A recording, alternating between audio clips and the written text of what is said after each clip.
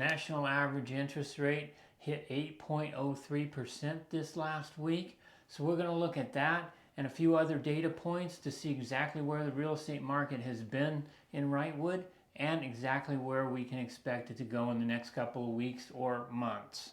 My name is Dave Rupp, also known as Dr. Hot Rod the Realtor. I'm a Southern California real estate agent at Exp Realty. All my contact information is in the description below. Feel free to reach out to me with any real estate related questions whatsoever. The first thing we're going to look at is the average sale price. Last month we had an average sale price of $438,320. Now that's about $30,000 less than our recent averages. Prices have definitely come down since the peak in June of 2022, but nothing massive. One thing to consider also is our average prices can fluctuate quite a bit, like to the tune of $100,000 from one month to another. The reason for that is because we have so few sales. Sometimes we'll have less than 10 sales in a month. So when you compare that to another month where you have 24 sales, you can end up with quite a fluctuation in the average price point. Next, let's look at total sales. Our total sales last month was 15. That's not terrible considering our average. We run somewhere between 10 and 22 sales per month. And we do spike up and down quite a bit. I mean, one month it could be 24 sales, and next month it could be 12. Next up, let's look at days on market. That's how long it takes from the time you put your house out there on the market for sale until you have a buyer that makes you an offer and you sign and accept the offer. Last month we were at 32 days, which is a low number. It indicates we still have strong buyer interest. Next, let's look at percent of original asking price. We're currently at 96%, which isn't a great number. We like to see closer to 98 or 100, but it's not as bad as March of 2023. We saw 82.5%. So if you were asking $100,000 for your house, I know that's just an example. Nobody's got a house that cheap, right? Unless you're in Death Valley or something. If you're asking $100,000 for your house, the buyer would offer $82.5 and you'd say, deal. That's pretty low. That's almost a 20% discount. So at least we're not there anymore. And we only hit that 1 month. It was a peak, drop down, and then it went right back up. Another thing worth noting is the surrounding communities are around 98 to 101% right now. So we are a little lower. That's probably due to the fact that we're more of a seasonal market or vacation location, as opposed to the surrounding markets are more of full-time residence type housing. Next up, we have absorption rate or month's supply. Now that's a measurement to see how long it would take to sell all the houses we have for sale if no more houses come on the market, based on how fast they've sold on average in the last 12 months. Now right now we're at 2.6 months, which is a low number, and that indicates we're still in a seller's market, just not as hot of a seller's market as we were in the summer of 2022. And right now we have just 29 active listings, and we have a last statistic of number of showings to sell the house. Right now it shows that we have 1.5. I'm going to call BS on that one. There's a reason for that.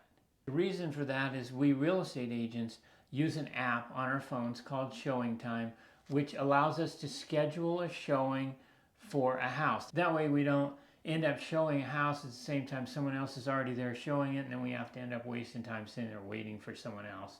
But a lot of us don't use Showing Time just because it's not a very busy market.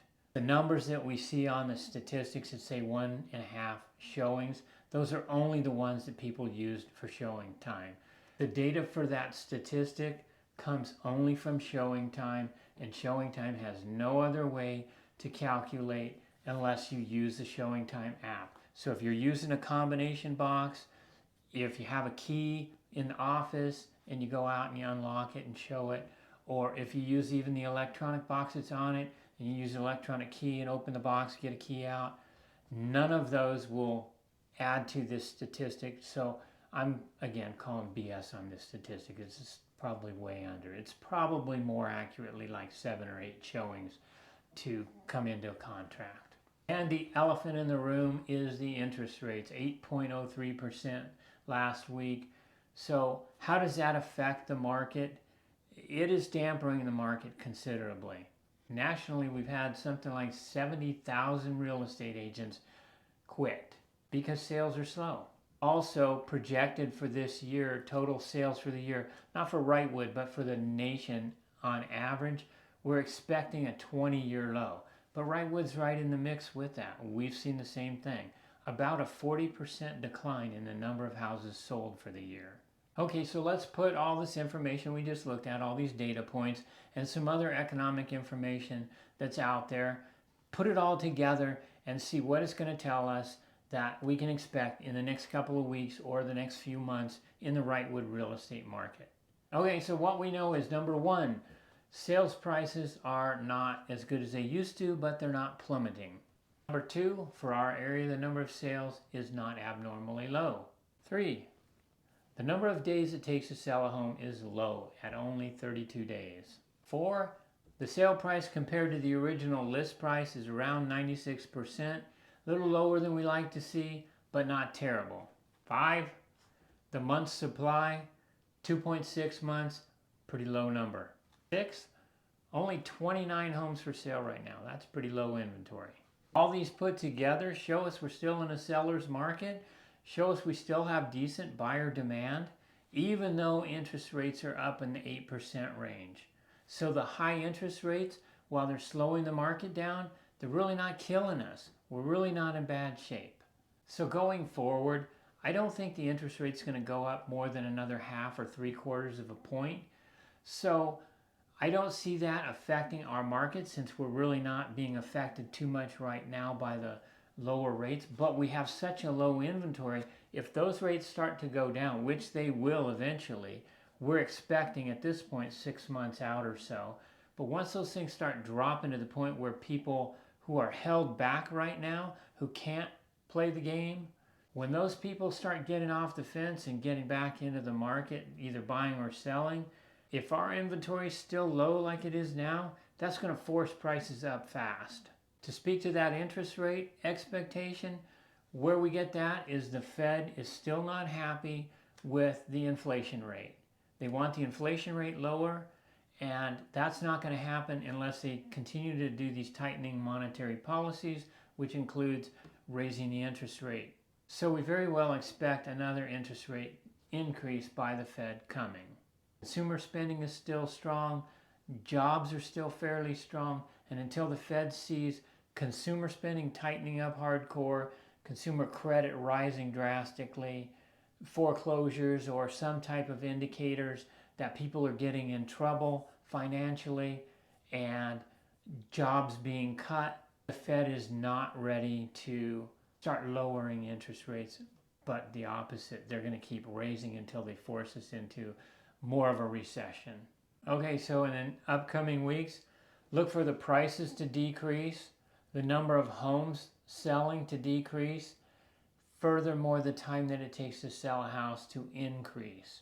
If you're a buyer, it's a great time to shop, negotiate, and buy a property, but not a good time to take out a loan. If you're a seller, it's not a terrible time to sell a home. Just don't expect to get what you get in the summer of 2022, or maybe even the summer of 2024. Expect that it's going to take longer to sell it. And expect you may have to jump through a few more hoops to sell your house, may have to throw some money toward the buyer, like a buyer loan rate buy down or some other considerations to the buyer. So the big winners in the near future are going to be cash buyers, are going to be buyers who do take out a loan, but in the future are able to refinance that loan down to a lower interest rate. Those are going to be your two winners. My name is Dave Rupp. Feel free to reach out with any real estate related questions whatsoever. All my contact info is in the description below.